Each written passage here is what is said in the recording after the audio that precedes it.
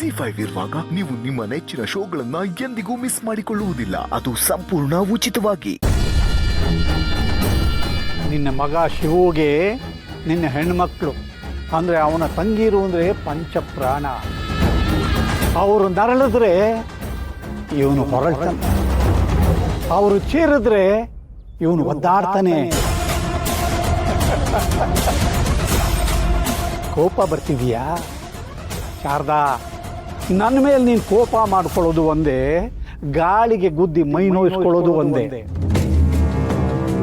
ಸುಮ್ಮನೆ ಕೋಪ ಮಾಡಿಕೊಂಡು ಚೇಳಿನ ಮಂತ್ರ ಬರೆದವನು ಹಾವಿನ ಹುತ್ತಕ್ಕೆ ಕೈ ಹಾಕ್ತಂಗೆ ಮಾಡ್ಕೋಬೇಡ. ನಿನ್ನ ಮನೇನ ಸರ್ವನಾಶ ಮಾಡೋವರೆಗೂ ನಾನು ಸುಮ್ಮನೆ ಇರಲ್ಲ. ನಿನ್ನ ಮನೆ ಹಾಗೆ ಉಳಿಯುತ್ತೆ, ಆದರೆ ನಿನ್ನ ಮನೆತನ ಮಣ್ಣಲ್ಲಿ ಮಣ್ಣಾಗಿ ಹೋಗುತ್ತೆ.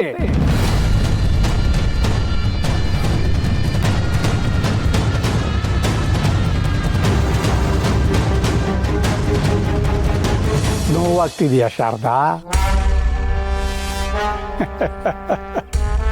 ಹಗಲು ಸತ್ರೆ ಅಕ್ಕಿಗೆ ಗತಿ ಇಲ್ಲ, ಇರಳು ಸತ್ರೆ ಎಣ್ಣೆಗೆ ಗತಿ ಇಲ್ಲ ಅನ್ನೋಂಗಾಗಿದೆ ನಿನ್ನ ಪರಿಸ್ಥಿತಿ.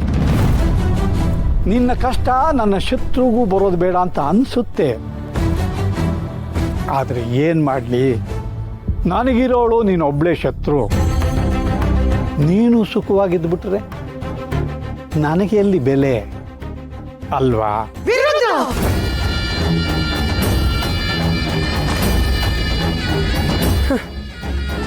ಪಂಚಾಂಗ ಹೋದ್ರೆ ಏನೋ, ನಕ್ಷತ್ರ ಹೋಗಿಲ್ವಲ್ಲ. ನನ್ನ ಮಗ ಶಿವು ದ್ಯಾವ್ರ ಕಣ, ದ್ಯಾವ್ರ ಕೊಟ್ಟ ವರ ಅವನ ಮೇಲೆ ದ್ಯಾವ್ರ ಬರ್ತದೆ. ಯಾವ್ರಿಗೆಲ್ಲಾದ್ರೂ ಕೆಡಕ್ ಮಾಡಕ್ಕಾಯ್ತದ ನಿನ್ನ ಕೈಯಲ್ಲಿ? ಹಾ,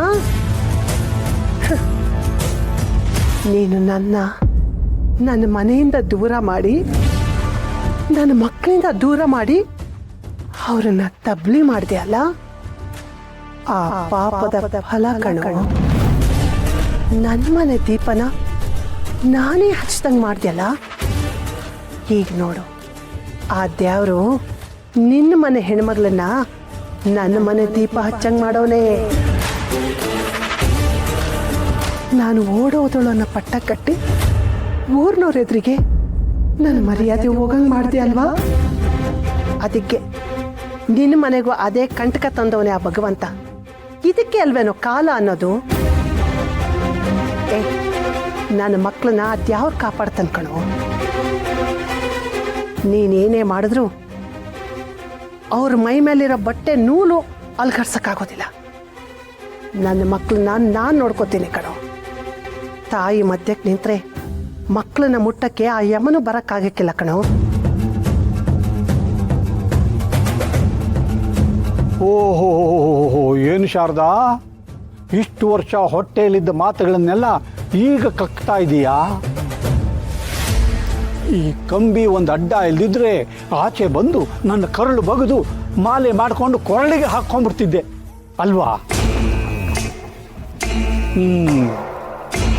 ಸುದ್ದಿ ಕೇಳಿದೆ, ಸನ್ನಡತೆ ಆಧಾರದ ಮೇಲೆ ಹೊರಗೆ ಬರ್ತಿದೀಯಂತೆ.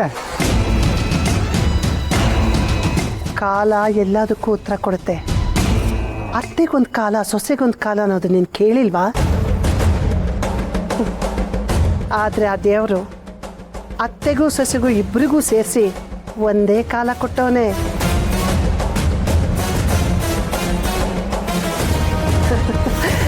ನಿನ್ನ ಮಗಳಿಗೆ ನಾನು ಅತ್ತೆ, ನನಗೆ ಅವಳೇ ಸೊಸೆ ಅಲ್ವಾ?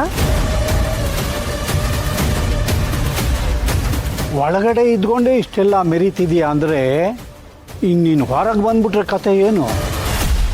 ಮುಖಾನೇ ನೋಡ್ದಿರೋ ಸೊಸೆ ಬಗ್ಗೆ ಇಷ್ಟೊಂದೆಲ್ಲ ಬೀಗ್ತಿದೆಯಾ ಅಂದರೆ ಇನ್ನು ಅತ್ತೆ ಸೊಸೆ ಸೇರಿಬಿಟ್ರೆ ಏನೆಲ್ಲ ಮಾಡ್ತೀರ ಅನ್ನೋ ಅಂದಾಜು ನನಗಿದೆ.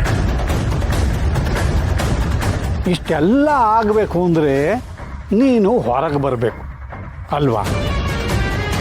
ಆದರೆ ನೀನು ಹೊರಗೆ ಬರೋದಕ್ಕೆ ಬಿಡೋ ಮಗ ಯಾರು?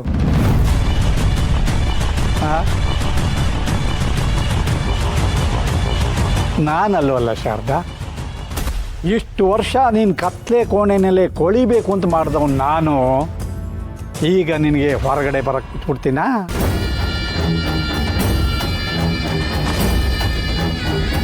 ನಾಯಿ ಕಂಡ್ರೆ ಬೊಗಳುತ್ತೆ, ಆದರೆ ನರಮನುಷ್ಯ ಕಾಣದೆ ಬೊಗಳ್ತಾನೆ. ಏನು ಮಾಡಕ್ಕೆ ಹೊರಟಿದ್ಯಾ ನೀನು? ಏನು ಮಾಡಕ್ಕೆ ಹೊರಟಿದ್ಯಾ?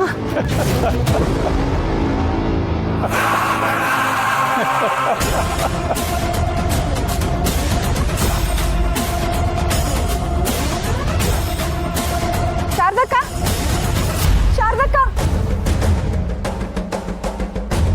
ನಿನ್ ದಿಮ್ ಕೆಳಗೆ ಗಾಂಜಾ ಸಿಕ್ತಂತೆ.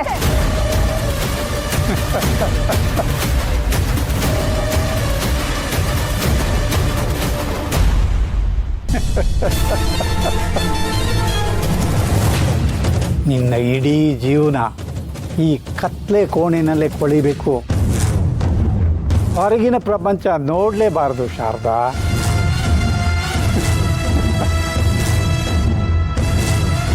ಬಾ ಅಕ್ಕ, ಬನ್ನಿಮ್ಮ, ಬಾ ಬನ್ನಿಮ್ಮ.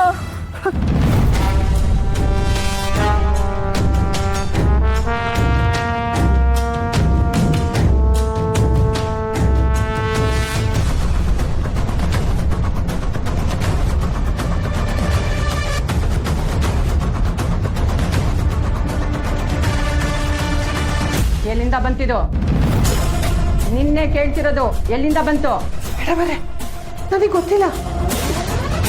ಇದೇನು ಅಂತಾನೆ ನನಗೆ ಗೊತ್ತಿಲ್ಲ. ನಿನಗೆ ಗೊತ್ತಿಲ್ಲದೆ ದಿಮ್ ಕೆಳಗಡೆ ಗಾಂಜಾ ಬಂದ್ಬಿಡ್ತಾ? ಅಯ್ಯೋ ದೇವ್ರೆ, ಇಲ್ಲಮ್ಮ, ನನಗೆ ಗೊತ್ತಿಲ್ಲ. ಇದೇನು ಅಂತಾನೆ ನನಗೆ ಗೊತ್ತಿಲ್ಲಮ್ಮ. ಮುಗ್ದೆ ತರ ನಾಟಕ ಮಾಡಬೇಡ.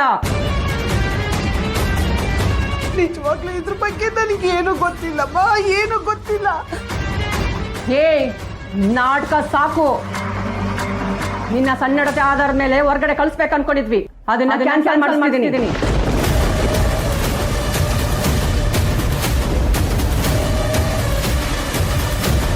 ಇಲ್ಲಮ್ಮ, ಇಲ್ಲ, ನನಗೆ ಇದ್ರ ಬಗ್ಗೆ ಏನೂ ಗೊತ್ತಿಲ್ಲ. ನೋಡಿಮ್ಮ, ನನ್ನ ಮನೆನ, ನನ್ನ ಮಕ್ಕಳನ್ನ ನೋಡಿ ಎಷ್ಟೋ ವರ್ಷ ಆಗೋಯ್ತು. ದಯವಿಟ್ಟು ಹಾಗೆ ಮಾಡಬೇಡಿ, ಹಾಗೆ ಮಾಡಬೇಡಿ. ನನಗೇನು ಗೊತ್ತಿಲ್ಲ, ನನಗೇನು. ಅಯ್ಯೋ ಬೇಡಮ್ಮ, ಅಯ್ಯೋ ಅಮ್ಮ, ದಯವಿಟ್ಟು ನೋಡಿಮ್ಮ. ನನ್ ಪುಣ್ಯ, ನಿನ್ನ ಹೊರಗೆ ಕಳ್ಸೋಕ್ಕಿಂತ ಮುಂಚೆನೇ ವಿಷಯ ಗೊತ್ತಾಯ್ತಲ್ಲ, ಕರ್ಕೊಂಡು ಹೋಗಮ್ಮ. ಅಮ್ಮ, ಖಂಡಿತ ಗೊತ್ತಿಲ್ಲ. ದಯವಿಟ್ಟು ನಾನು ಹೇಳೋದನ್ನ ಕೇಳಿ, ನಾನು ಏನು ಮಾಡಿಲ್ಲ. ಇವ್ರು ಕರ್ಕೊಂಡೋಗಿ ಡಾಕ್ಟರ್ಗೆ ಹಾಕಿ. ದಯವಿಟ್ಟು ಹೇಳೋದನ್ನ ಕೇಳಿ, ನನಗೆ ಗೊತ್ತಿಲ್ಲ.